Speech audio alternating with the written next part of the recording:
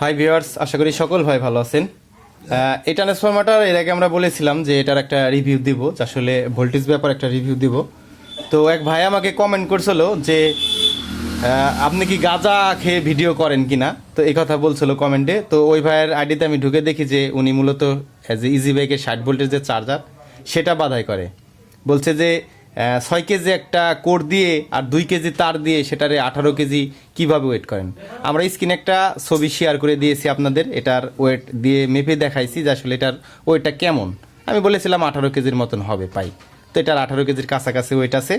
তো যে ভাই আসলে এই কমেন্টটা করতেছেন তাকে বলতেছি যে আসলে মূলত ভাই এমপ্লিফায়ারের ট্রান্সফর্মার আর আপনার ইজি বাইকের ট্রান্সফর্মার এটা অনেক আকাশ পাতাল তফাৎ। এই ট্রান্সফর্মার দিয়ে যদি আপনার ইজি বাইকের ব্যাটারি চার্জ করা যায়, তাতে আমার মনে হয় 2 থেকে 3 ঘন্টার ভিতরে ব্যাটারির প্লেটের অবস্থা খারাপ করে ফেলবে। এটার এত অ্যাম্পিয়ার, কারণ আপনাদের যে সূত্রতে বাঁধেন, তো ওই সূত্রতে আমাদের এটা হয় না, আমাদের অন্য রকমের সূত্র দিয়ে বাধাই করা লাগে। তো যাই হোক, সবাই ক্ষমার দৃষ্টিতে দেখবেন। চলুন আসলে আজকে ভোল্টেজটা আমরা দেখি। এই দুটা আমাদের হচ্ছে এসি লুক, এটা হচ্ছে 0-12 ভোল্ট, আর বিভিন্ন এখানে ভোল্ট দেওয়া রয়েছে। আমি একটা দিয়ে টেস্ট করেছিলাম ফ্যান দিয়ে আসলে কেমন অ্যাম্পিয়ার আর কি বাতাস দিচ্ছে আর কি।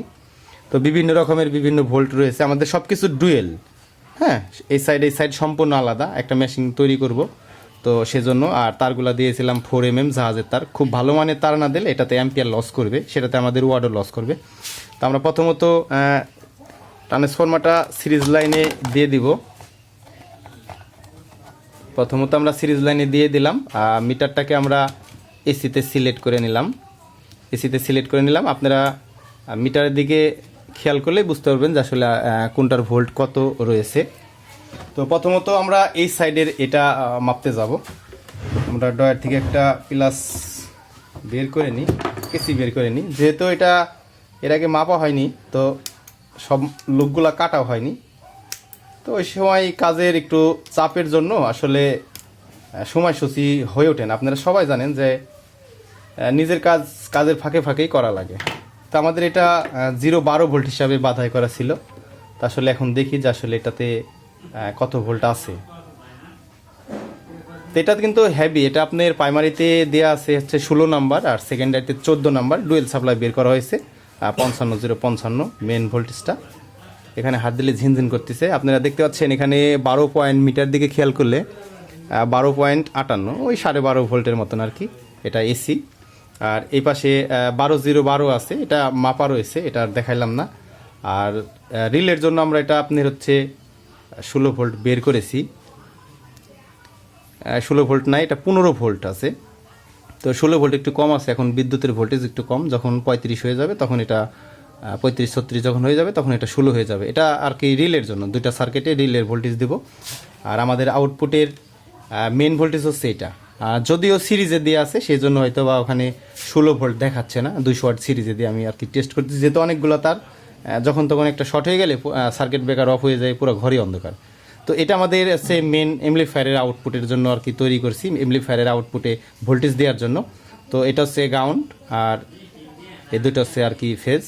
তো এটা হচ্ছে 0, 55, 55। তো চলুন এখন দেখি আসলে কত আসে। কতটুকু ভালোভাবে দেখাতে পারতেছি আসলে বুঝতে পারতেছি না, একটু আপনারা কষ্ট করে বুঝে নেবেন। যেহেতু অনেকগুলো তার, আমরা গ্রাউন্ডটাকে কমন করে দিলাম আর ফেজটাকে আমরা এখানে ধরলাম। দেখতে পাচ্ছেন ওখানে লেখা আছে 55.6। একটু বাড়ি মারতেছে, যেহেতু বিদ্যুতের ভোল্টেজ যখন আপ ডাউন করে তখন বাড়ি মারে 5-6। এটাতেও আছে আপনার হচ্ছে 5-6। মূলত এমপ্লিফায়ারে যে মেন ভোল্টেজটা থাকবে সেটা সবসময়ের জন্যই গুরুত্বপূর্ণ একটা ভোল্টেজ। এটা চেষ্টা করবেন যে সবসময়ের জন্য ওই জন্য ভোল্টেজটা অ্যাকুরেট থাকে। এখানে কম বেশি হলে তখন এমপ্লিফায়ারের যে বায়াসিং ভোল্টেজগুলো থাকে সেটা একটু ঝামেলা করে। দেখতে পাচ্ছেন এটা হচ্ছে 55.6, এটা হচ্ছে 55.6। তো এটা হচ্ছে আমাদের একটা এমপ্লিফায়ারের জন্য। আমরা ট্রান্সফর্মারটাকে একটু ঘুরিয়ে নিই। আর এটা যে রয়েছে এটাও আমাদের সেই আর কি এমপ্লিফায়ার সার্কিটের জন্য। গ্রাউন্ডটাকে আমরা কমন করে দিলাম। কমন করে আমরা এই দুটাতে আর কি দেখবো। দেখতে পাচ্ছেন, এই জন্যই আপনাদেরকে বলেছিলাম সিরিজ লাইনে না দিলে কী হয়, আরেক জায়গাতে শর্ট হয়ে গেছে, সেই জন্য সিরিজ লাইন জ্বলে উঠেছিল। তো আমরা কালোটাকে কমন করে দিলাম আর এখন এটাকে আমরা ধরবো। দেখতে পাচ্ছেন 55.5, এটাতে আছে 55.5।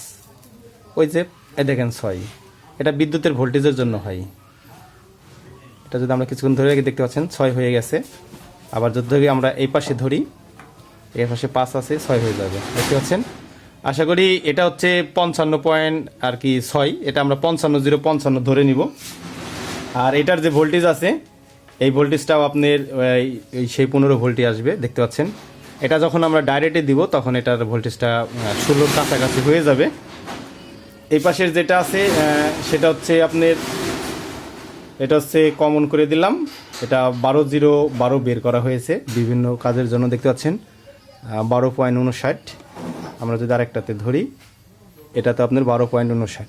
মূলত আমরা যারা এমপ্লিফায়ার ট্রান্সফরমার তৈরি করি, এই আউটপুটের যে মেন ভোল্টেজগুলো থাকবে সেগুলা খুবই গুরুত্বপূর্ণ। এর আগেও আপনাদেরকে বলেছি, এগুলো সবসময়ের জন্য অ্যাকুরেট করার চেষ্টা করবেন। এই যে 0.12 ভোল্ট, 0.15 ভোল্ট, এই যে ছোটোখাটো যে বিভিন্ন ভোল্টেজগুলো থাকে, এটা অতটা ইম্পর্টেন্ট না।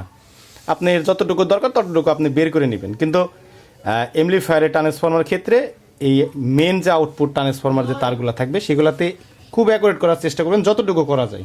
আপনি যতটুকু অ্যাকুরেট করবেন, আপনার এমপ্লিফায়ার হাতে বানানো হলেও তারপরেও সাউন্ডটা ততটাই সুন্দর অ্যাকুরেট দিতে পারবে। না ছাড়া বায়াসিংয়ে ঝামেলা করবে, ট্রানজিস্টারে হিট কম বেশি হবে, বিভিন্ন ঝামেলা রয়েছে, আপনারা এগুলো জানেন।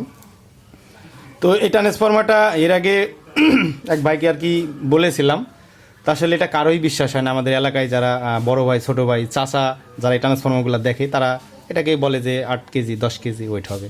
মূলত এটার ওয়েট তো আপনাদেরকে স্ক্রিনে দেখাইছি।